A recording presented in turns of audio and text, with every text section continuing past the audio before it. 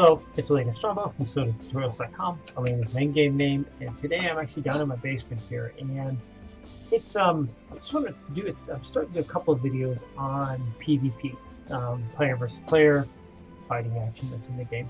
I'm not a big PvP person. I don't run around a lot. It's not something I get a lot of glory out of. I like killing enemies and stuff, but you know, if you have to go out and fight people, it's fine. It's fun to duel. I don't mind, you know, me and a couple of streamers, Eric, who has one of the Twitch streams, we duel and mess around, just testing things out, see how it works. Not a big PvP player. Unfortunate thing, well, actually, no, it's not unfortunate, it's just the way it is. There are areas inside the game that are PvP only, and you're going to have to go in there if you want to get some stuff. So some of the places you like to go that have higher level monsters, better drops, so you want to go there. So there's some stigma. So some people like, I can't PvP, I don't want to lose my crap, all these different things. So let's break it down. The first thing, player versus player is different than player versus an enemy or a monster. I was called PVM, it's PvE in this game. You know, you learn how Cobalt Warrior fights and you know how to fight them.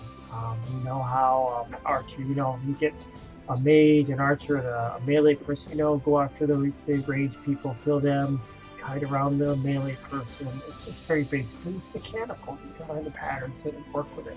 That means you can also stack your deck. So when I look at my deck that's in here, actually, this is not the right deck, so I'm going to pull it up. This is my training deck. So it's got heavy, some other stuff in here that I'm just trying to train on. Let's wait for a second here. It'll go away. Let's put my archery deck. There it is. So if I look at my deck, as soon as it comes up, I've got things that are the way they're geared to fight on a monster. These are all offensive over here on the left. These are all defensive and kind of dodgy abilities. So everything's ranged on here. Piercing shot, or piercing, aim shot. Disabling comes up a lot. That slows them down so I can kite them. It basically just rolls through that. These are all insects. These are all kinds of evasion, dodge, kind of armory, defensive. Then you've got stuff that's pretty much healing, and a couple of things drifting over here that are a little bit more offensive kind of things, like confusing or fireflies and stuff. But that's the way my deck works. I'm offensive on the left side. This, it works great for me. I've got some stuff down here, utility, night vision. I'll pull out my Phoenix. Here's Trip. So it's all offensive 1 through 5. 6 is kind of the most kind of defensive, and 7-ish through years. That's a little bit mixture, but it's maybe healing that's over here. So if you're gonna PvP something, you're gonna have to have a different deck. You're gonna have to have something that's gonna be geared toward it. And if you're not sure how to really change your deck, there's a good way for you to learn how to change your deck. One, generally, if you have one deck that you just keep adding things in, moving in, it's called kind of your general be-all deck. Copy that deck and make something specific. So I have archery here, but I also have one, I copied my archery, and I made one that's actually more based toward the undead. I called it my fire deck, but it basically is my undead. So it's got my archery stuff. I start putting in some fire stuff over here, banish undead. I've got a couple ones that I've kind of dribbled on, some other things I'm working on here. So I'm starting to blend in some skills that are more specific toward dealing with the undead, and fire and banishing and stuff is something that really helps out with it.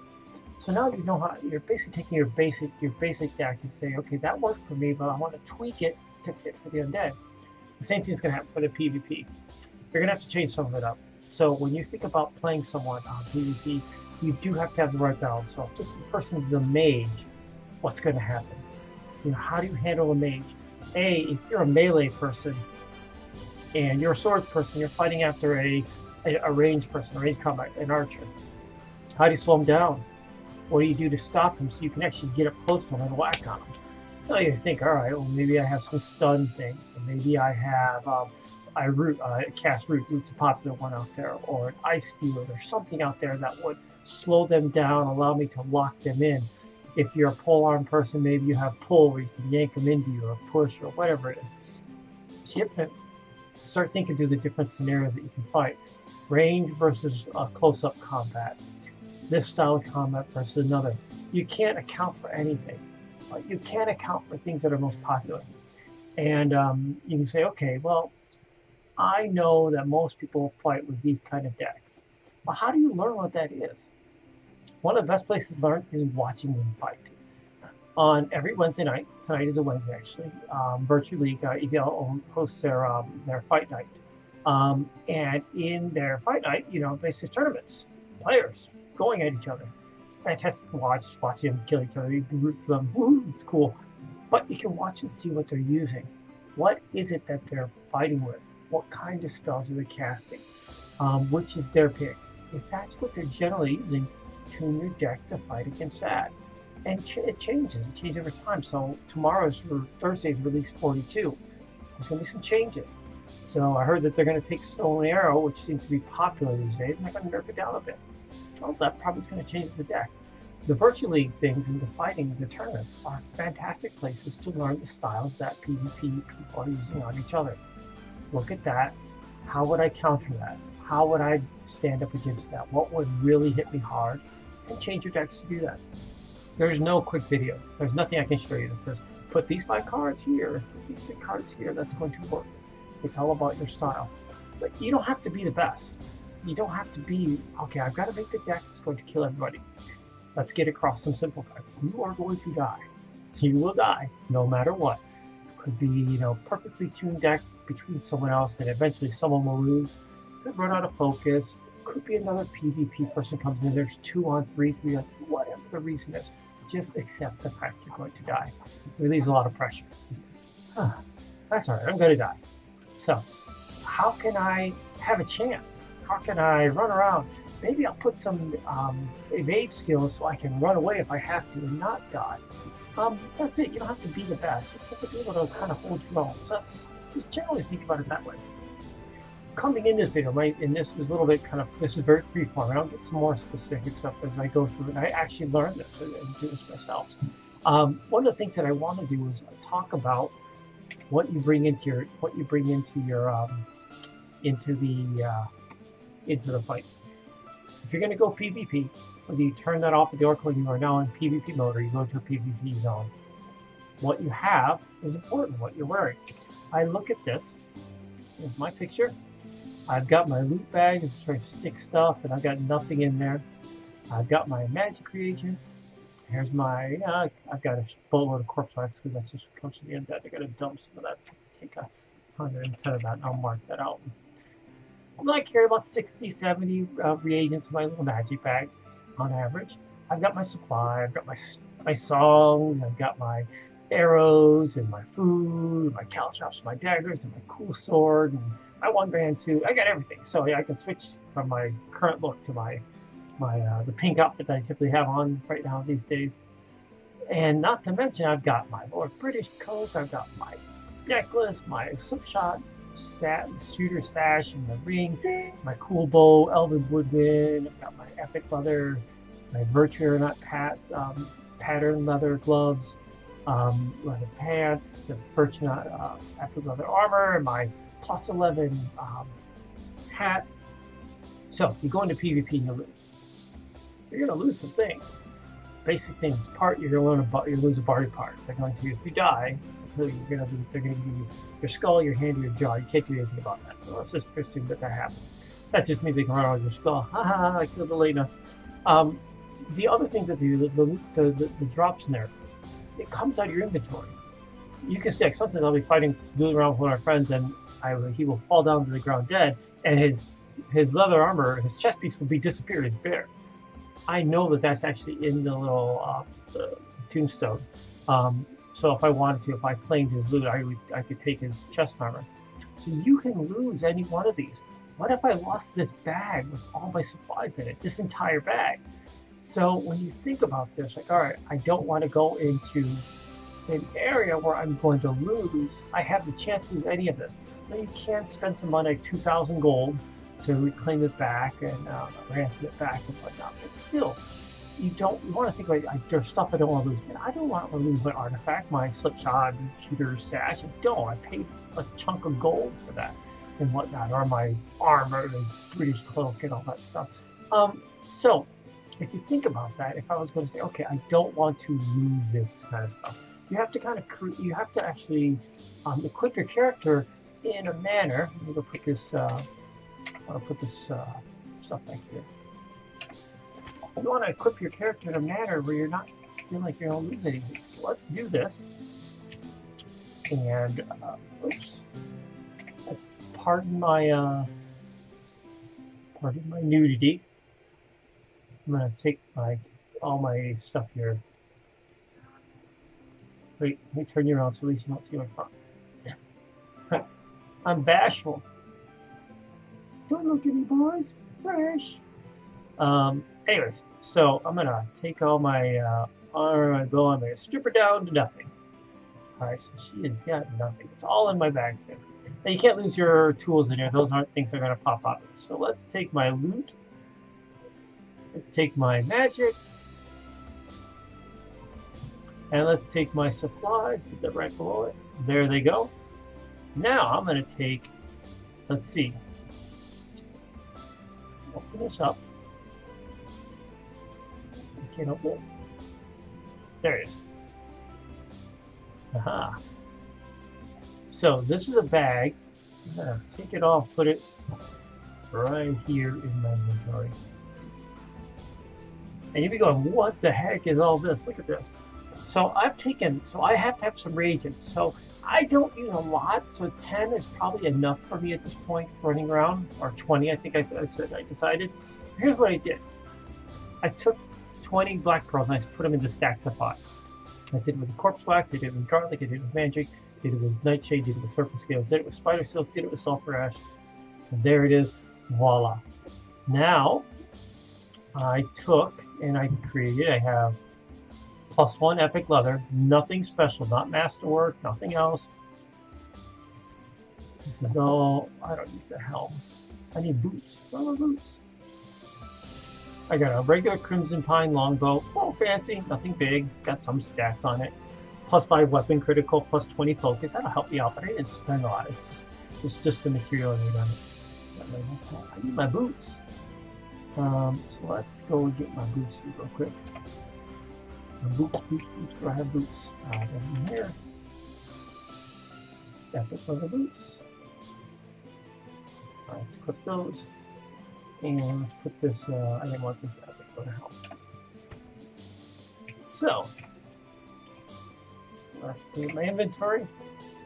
Let's bring up my character sheet. So now, I can put her back. Okay. I'm pretty much in an epic leather set with a wolf hat and a crimson bow. It could be a plain bow, +1, I don't care, just a bow. So now, before I had all my fancy stuff and I died and lost something, yeah, okay, I want to spend the 2,000 to get my piece back. I didn't want to spend 2,000. I lose one of these. Who cares? So I've created an outfit that is a really good basic outfit. It's an epic leather set. I'm going to cry about it if I lost the entire thing, let alone one piece of it. And I've got a whole bunch of my 8 reagents that I use on here that are, you know, if I lost something, I won't lose 20 garlic, which even that isn't expensive. I won't. The idea is not because of value. If I died in there and I lost a stack of my garlic, I still have 3 other stacks left. The idea is that it doesn't cripple me. So if I die once and I lose one of my garlic, I lost sulfurous ash as a fire mage. If I lost all my sulfurous ash, then I can't cast any fire spells. I lose 1 stack out of 4. Who cares? Kind of move on. So I've structured it so I can, you know, we can, you know, if I lost some of this, that would be okay. I also have some stuff in here that hopefully make it a little bit better to, oops, I got to turn off this. I've got a bag here, and I've got a bag here. This is called my bag of crap. It's a weighted thing. They may get, it's 100 apples and 100 lemons. You know, if they take that, you know, once again, some other stuff to put in there, have maybe a chance to take that as opposed to something I care about. Well, good, they take that. You know, they get that as maybe it goes by weight, whatever else. So I've created this whole structure here that if I can die, it's okay to go out there. I can go out fighting right now. Now, the only thing I don't have in here, which I need to put back in here, because I didn't have arrows at the point at this moment, is if I look at I've got my loot backpack, my magic, here's my supplies. I need to put some arrows. So I want to go out fighting. I'm an arrow. I'm a maid, or an archer. So I'm going to get probably, if I'm in a PvP zone, I walk out with about 1,500 arrows. I will actually have 15 stacks of 100 arrows. I lose 100 arrows, who cares? Once again, it's like the reagents. Let it go. I can lose 1 and keep on fighting. I'm not really worried about that. I need some food. I'll probably put in 1 bear dish, 1 wolf dish. I'll eat it, and then, you know, that's how long I'm no longer in my inventory. But I basically just leave it this way. So I'm structuring my character's inventory and outfit to go to a PvP zone. And when I'm done and I want to come back home, I'm literally going to take all of this, go whoop, and I'm going to take the bag of crap, put that there, and this bag of crap, if I still have it, put that right there. And then I'm going to turn my character around. Trash. If you want to wear something else, a cloak or something else, that's fine. Just whatever you put on this character, be comfortable losing it. That's the way I view it. So I'll take it. I'm literally going to put this back in. That back. It's now on my PvE bag. I don't have any of this stuff in my inventory, so I'm going to do this, and I got my stuff. I'll easy dress. Let's switch to my pretty beige, my pink outfit. There, I'm back.